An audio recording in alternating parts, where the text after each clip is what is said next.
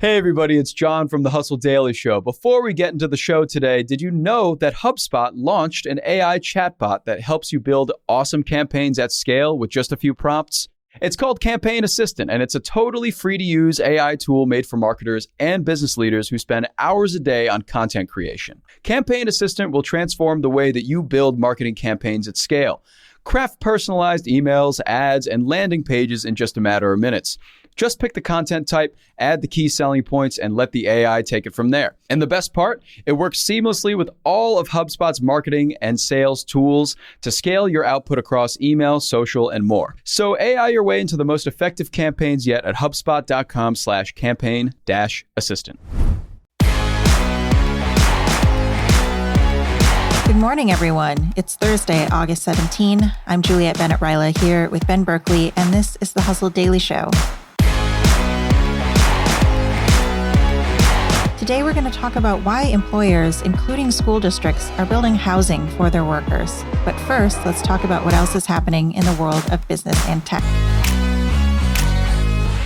Google is reportedly partnering with Scale AI to build a bot that can offer life advice, tutoring, and planning help. That makes us wonder if anyone has been dumped because an AI said so, and if not, who the first will be. Lobby groups repping cable, fiber, and DSL companies claim the FCC's requirement to list all fees upfront is just too hard. They would rather offer a maximum possible amount, or the usual wishy-washy language of fees may vary based on jurisdiction, blah, blah, blah.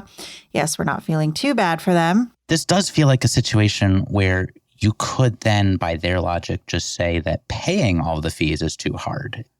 Yeah, sounds fair to me. Speaking of paying for things, TweetDeck. Used to be TweetDeck. It was acquired by Twitter in 2011. If you use the platform, you know it's pretty handy. But now it is X Pro, and it requires an $84 a year X premium subscription. So that's a bummer. But on the bright side, you do get one of those blue check marks. So there you go. The IRS said it used an $80 billion infusion to bump full-time staff to 90,000, clear backlogs, and streamline customer service. During 2023's tax season, the average call wait time dropped from 28 minutes, which is far too long, to just 3. Wow. This seems like a great opportunity for us to just take this playbook and apply it to every state's Department of Motor Vehicles. Yes, absolutely. Vietnamese EV maker VinFast had a big NASDAQ debut with its market cap exceeding Volkswagen and Ford. But its daily reality is actually a little less glamorous. It is losing billions of dollars. It delivered only 19,000 vehicles, and its SUV pulled a rough road and track review of, quote, simply unacceptable, end quote. Yeah, this is one of those interesting situations where there's so much on potential, but the reality of this company is just not there. Of course, this is a subsidiary of one of the largest conglomerates in Vietnam. It's owned by one of the wealthiest people in the world. So I think there's a lot of faith that it can get over its current woes, but it is definitely not making the grade in the States so far. But this hopefully gives them a chance to get their woes behind them. All right. And finally, New Jersey officials fined Boston Market $2.6 million and ordered 27 locations to close after an investigation found numerous workers' rights violation, which includes over $600,000 in back pay owed to 314 workers. Wow. That's a rough one. Yeah, I haven't even seen a Boston Market in years, so I was surprised to learn that not only were there 27, apparently in New Jersey at least, but that they were in big trouble.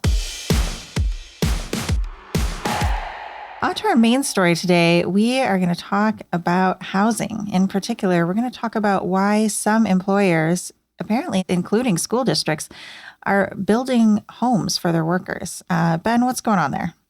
Oh, there's a lot going on in this space. So I think it's really important that we start with just the basics, that there are over 36,000 teacher vacancies in the U.S. right now, which is really steep. Obviously not surprising given the pandemic was really rough on teachers. And that's already an industry where we know that is a chronically underpaid profession. But now you add in the fact that housing is for everyone out of control, it's especially hitting this space hard. So what I had seen was an Axios story saying that in 15 of the largest U.S. cities since 2017, the cost of renting a one-bedroom apartment increased 22%. The cost of buying a home increased 40%. Teachers' starting salaries in that time only went up 15%. So it has somehow gotten even harder to find an affordable place to live if you're living on a teacher's salary. And now what we're seeing across the country, a lot of school districts, they either have recently built, are building, or are planning now to build housing complexes for its teachers, hoping that this will allow them to attract talent. And so this is going to be, I think, a really big trend coming up in the public sector, but we wanted to look at, are there examples in the private sector where this is happening? And we did find some, including one dairy farm in Wisconsin, which is taking care of housing for about half of its 75 employees. And it's really paying off for them. They saw their turnover rate come down under 1%, which is really saying something given that the national industry average there showed it at 38.8%, which is really costly for their business, having to constantly retrain employees. So providing housing seems to be a really big win for certain companies when you're fighting against labor shortages. I think I've also heard of some pretty large companies. I think Amazon had maybe talked about building housing for employees. I know at one point Microsoft was looking at building affordable housing in the Seattle area. It kind of reminds me of like the company town, which of course can go really poorly if that company decides it no longer wants to be there. Or, you kind of, what is that story about like owing your life to the company store? Like everything is your job.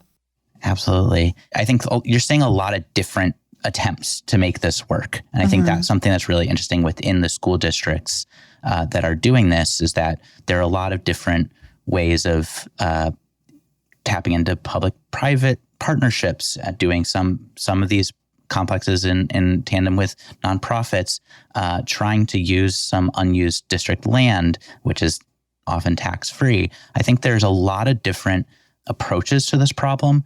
And I imagine that we're going to see a lot of case studies coming up in the near future that really help to crack this code, where you're not simply just building, kind of what you're talking about, that like company town situation where if something goes poorly within that business, then suddenly the entire region is in trouble. I think what we're going to see a lot of in this case, also injecting some level of affordable housing that can be controlled and by a certain industry into areas that are just impossible. Not to pick on the Bay Area here, but that was one example that was really notable in all of this, was seeing that, say, on a teacher's salary, and in San Francisco, they adjust for cost of living. The average teacher salary is pretty solid. I believe it's just under $80,000, but cost of living is so high that would still have most teachers. I think the calculation was it would take most teachers 30 years in order to afford a down payment on a house. It would be about 50%. I believe what counts as like the affordability line is if your housing costs are around more or less than 30% of your salary. In San Francisco, we're looking at the average teacher about 50% of their salary going to housing under current averages. And so that's not sustainable in any way. Yeah. And it's just so unfortunate when you think about teachers living so far away from the communities that they actually are a part of, because that's really not how you make a community. When you think of a community, it's like the people that work here tend to live here, and I might see them outside of work, and, they would be involved in decision making, but that's just not possible in some of these cities where the cost of living is so high. Yeah, and that's also not to pick on high cost of living cities. There's also, this is a situation where you kind of lose on both sides, because in a lot of places where the cost of living isn't high, the teacher salaries are also really low. So you're looking at, a place like Wichita, Kansas, or Cheyenne, Wyoming. Those are also places where that affordability line has been crossed, and, over 30% of teacher salaries are going to housing.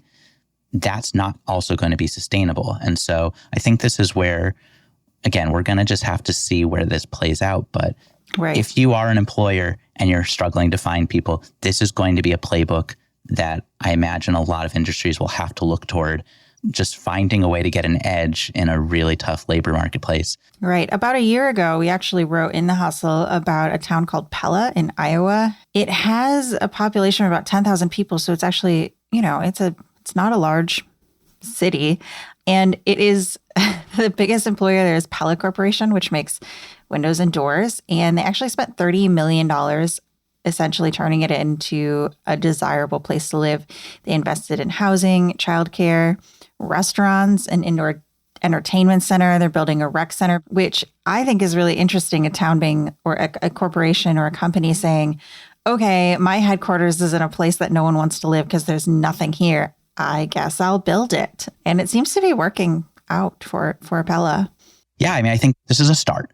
And I think that especially, as we head toward a new school year, this is a problem. And hopefully this is a solution that a lot of districts will find success with, and then we can close that gap.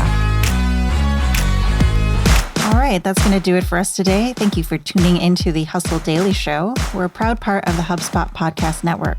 Our editor today is Ezra Trupiano, and our executive producer is Darren Clarke. We've got a lot more tech and business coverage in our newsletter. If you're not subscribed, you can do so over at thehustle.co/email. And we'll see you tomorrow.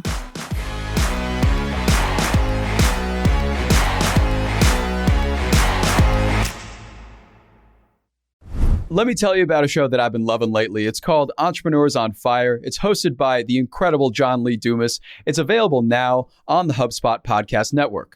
Entrepreneurs on Fire stokes inspiration and shares strategies to fire up your entrepreneurial journey and create the life that you've always dreamed of. I'm a big fan of this podcast. It has energy, it has value, and it's all about learning about entrepreneurship. I was just listening to an episode the other day. JLD interviewed Jay Rogers, who was such a wealth of information. He kind of went into how entrepreneurship chooses you. You don't necessarily choose it, and that failure only happens when you stop trying to win. A lot of gems in this one. So I highly recommend checking out that particular episode along with the rest. So go listen to Entrepreneurs on Fire wherever you get your podcasts. Hey guys, if you listen to the Hustle Daily Show on Google Podcasts, we want to let you know that the option will no longer be available pretty soon. Google is sunsetting its podcast app sometime in early 2024 in favor of YouTube Music, and we want to give you a heads up before it's too late, since that time's almost here. The Hustle Daily Show is available everywhere and anywhere that you listen to podcasts, like Apple Podcasts and Spotify. If you're using YouTube Music, we are there as well. If you're an Android fan, there are plenty of apps like Overcast, Pocket Casts, Player FM, and more. So just search for us wherever you decide to listen to your favorite podcasts.